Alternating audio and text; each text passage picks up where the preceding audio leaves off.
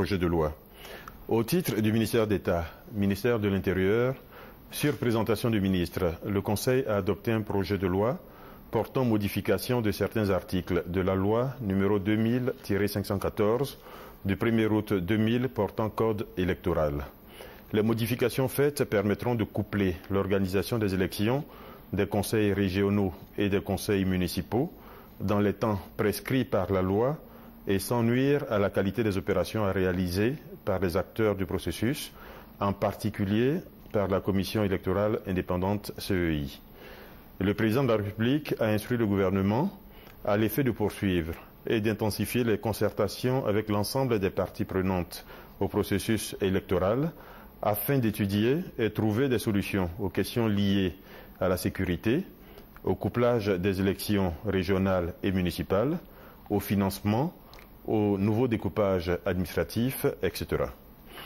Au titre du ministère de l'Économie et des Finances, sur présentation du ministre, le Conseil a adopté un projet de loi modifiant l'article 383 bis du Code général des impôts relatif à l'aménagement du mode de gestion des exonérations en matière de taxes sur la valeur ajoutée TVA.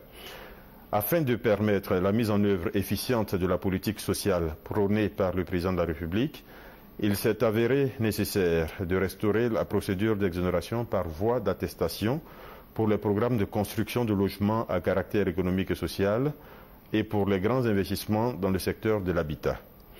Des mécanismes spécifiques de contrôle et de suivi de ces exonérations fiscales seront mis en œuvre en vue de lutter contre les éventuels cas de fraude et maîtriser les dépenses fiscales découlant de cet aménagement.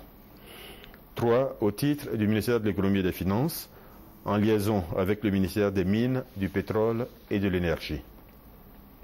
Sur présentation du ministre, le Conseil a adopté un projet de loi portant modification de l'article 38 de l'annexe fiscale à l'ordonnance numéro 2011-480 du 28 décembre 2011 portant budget de l'État pour la gestion 2012 relatif au taux de la taxe sur le profit additionnel en matière d'exploitation minière.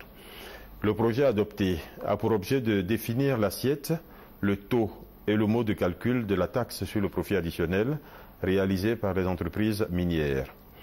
Pour une assiette totale estimée à 14 tonnes d'or en 2012 et sur la base des cours internationaux de ce métal, les recettes fiscales attendues au titre de l'année 2012 s'élèvent à 44,3 milliards de francs CFA pour une prévision de 21 milliards. B. Mesures générales, projet de décret.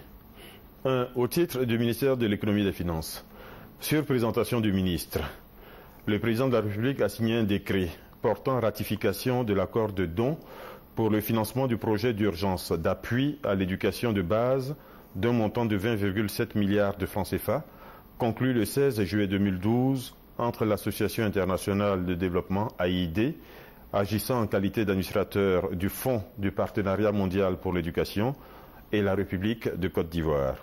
Ce financement permettra d'accroître l'accès à l'enseignement de base, de réhabiliter et d'améliorer les conditions d'enseignement et d'apprentissage, et également de renforcer les capacités institutionnelles pour assurer un enseignement de base de qualité.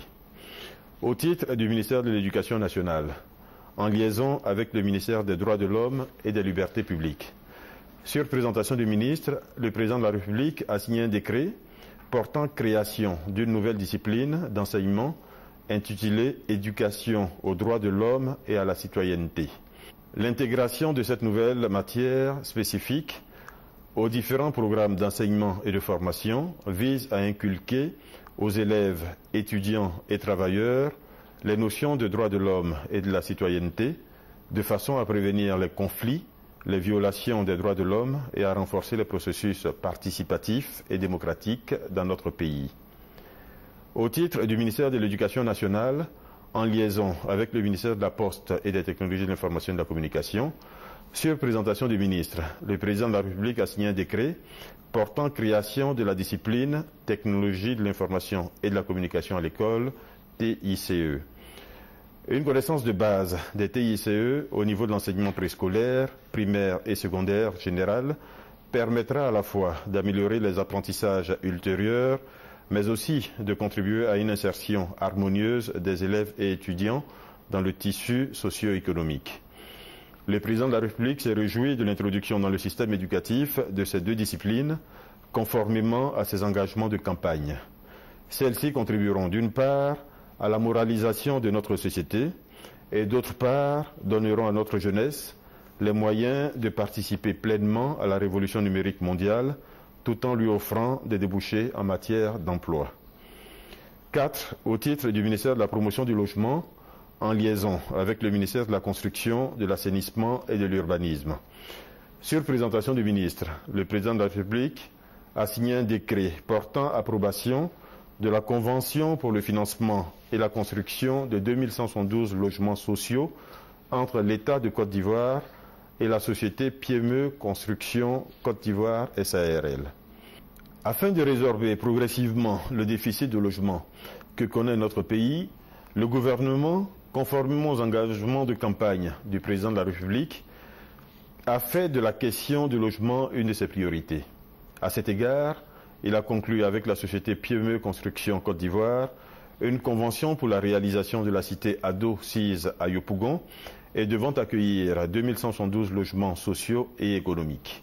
Ce projet, d'un coût de 31 milliards de francs CFA, dont 4,3 sont à la charge de l'État de Côte d'Ivoire, consistera en la construction de maisons basses et d'appartements dont le prix de vente sera compris entre 5 et 15 millions de francs CFA. Ces mesures individuelles. Au titre du ministère d'État, ministère des Affaires étrangères, sur présentation du ministre, le président de la République a signé 3 décrets. Le premier est relatif à la demande d'agrément en vue de l'accréditation de Mme Maïté Rivero Torres en qualité d'ambassadeur extraordinaire et plénipotentiaire de Cuba près de la République de Côte d'Ivoire avec résidence à Conakry, Guinée.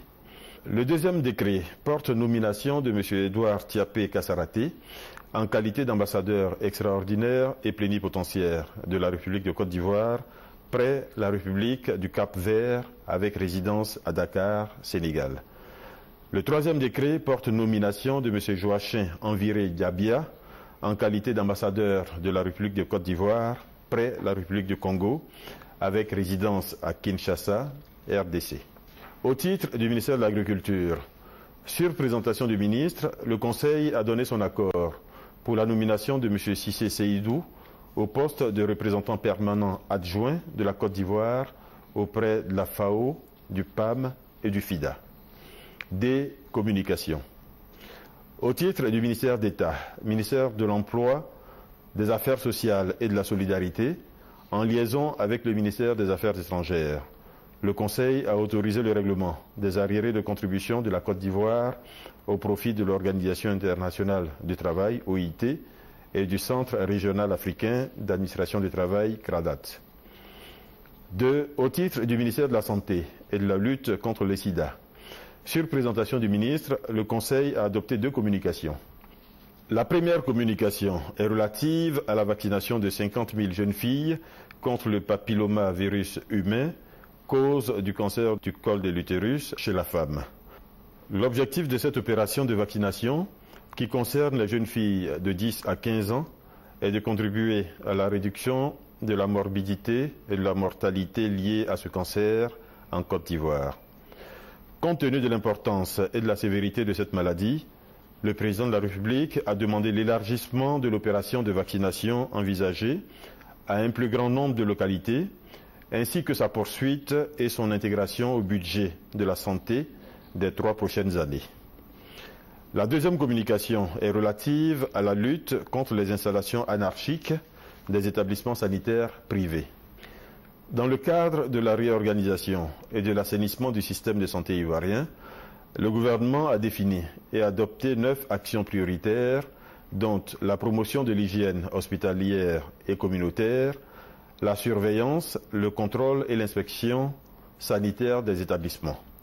En raison des dysfonctionnements relevés dans les zones pilotes du projet de contrôle, le gouvernement a décidé de mettre à la disposition de l'unité spéciale de surveillance et de contrôle des établissements sanitaires les moyens humains, logistiques, matériels et financiers indispensables au fonctionnement de cette unité et au bon déroulement des opérations de contrôle.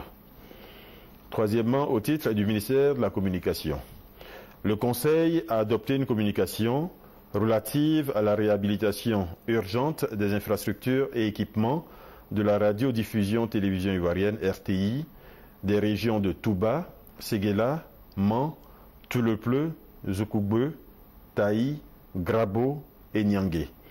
La réhabilitation des centres émetteurs concernés permettra aux populations de ces régions de recevoir dans des conditions plus confortables les émissions diffusées par la télévision et la radio nationale. Fait à Abidjan le 12 septembre 2012. Je vous remercie.